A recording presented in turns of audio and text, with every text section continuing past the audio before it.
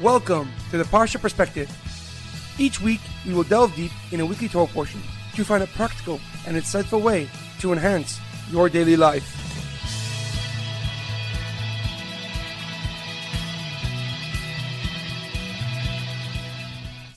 Thank you for tuning in.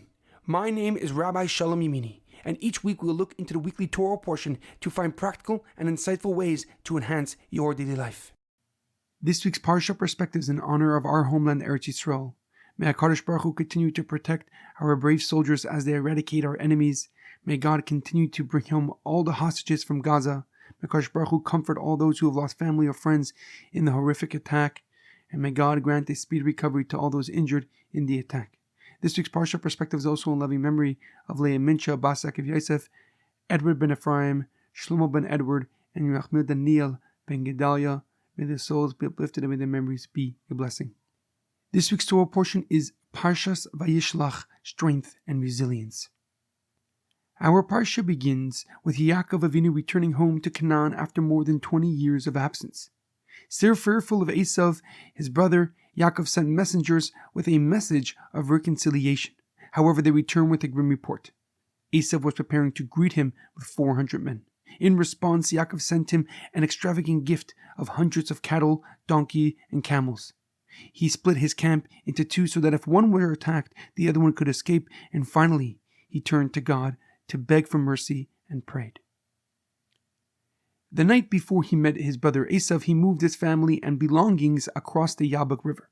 After everybody had crossed except for him, Yaakov met an angel.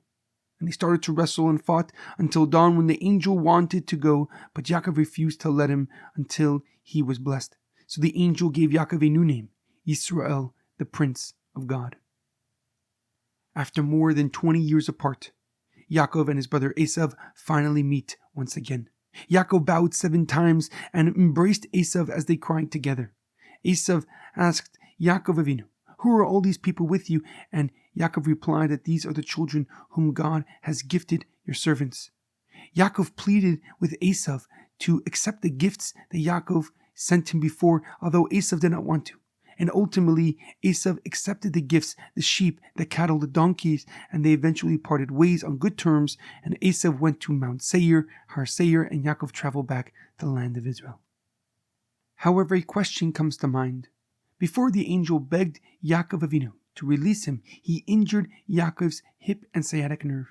The pasuk writes that when he saw they had not prevailed against Yaakov Avinu, he hit Yaakov's hip socket so his hip would be strained as he wrestled with Yaakov.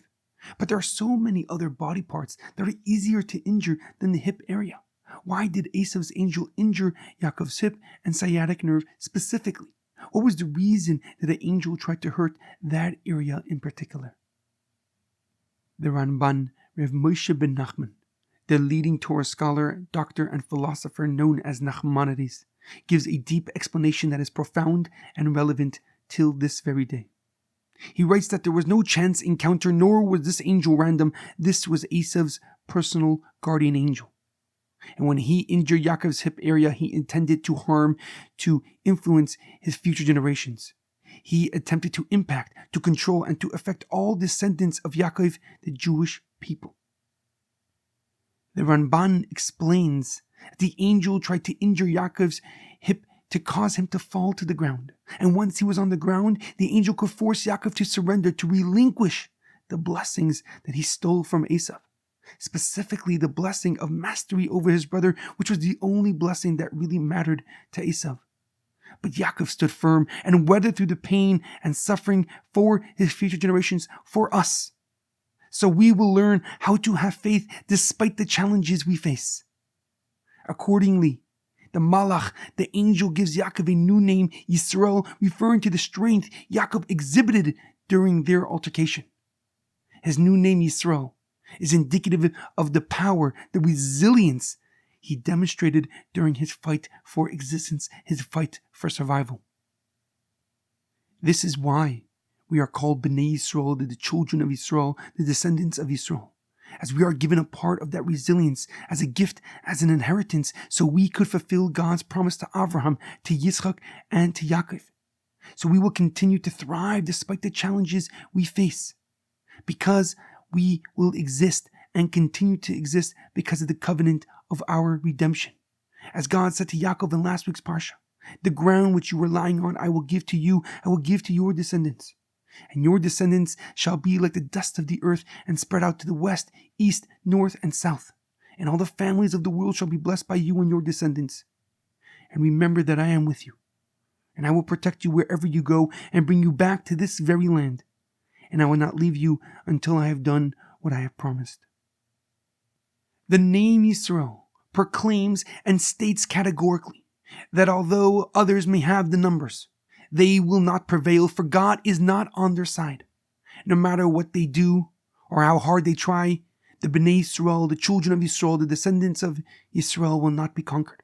And I could not think of a more relevant perspective than the Ramban's explanation of what the angel of Esav hoped to accomplish when injuring Yaakov Avinu's hip. Esav's angel tried to impact the Jewish nation as a whole and eliminate the secret to our immortality. The name Yisrael demonstrates that our survival and existence does not rely on physical strength, but on God alone. Our reality is innately godly and spiritual. The Torah and its commandments are the secrets to our energy, consistency, and continuity. And our ability to adapt, survive, and endure is due to us surrendering to God and submitting to His powerful will. And as we quickly approach the holiday of Hanukkah, this perspective seems even more relevant. The story of Hanukkah is an example of physical strength being defeated, being dominated by a spiritual and godly force. A demonstration to those who seek to destroy us. You have never done it. You will never succeed, for God, His Torah, and His love are on our side. As anti-Semitic rhetoric becomes mainstream, becomes popular, no, they don't stand a chance. They may be intimidating and frightening, but there is no way they will succeed in destroying the Jewish nation. They are not the first, nor will they be the last who will try to eliminate God's chosen people. We must stay vigilant, we must stay prepared, but we must not live in fear, for God is on our side. I will conclude with a part of the special prayer we say during Hanukkah, V'yala Nisim.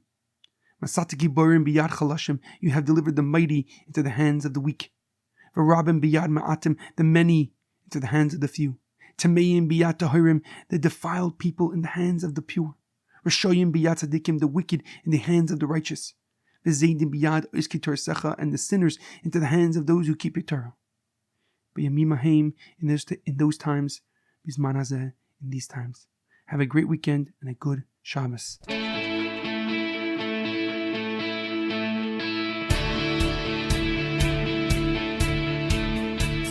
Thank you for tuning in to the Parsha Perspective. Check out our website, theparshaperspective.com. Send thoughts and comments to theparshaperspective@gmail.com. Till next time, thanks for listening.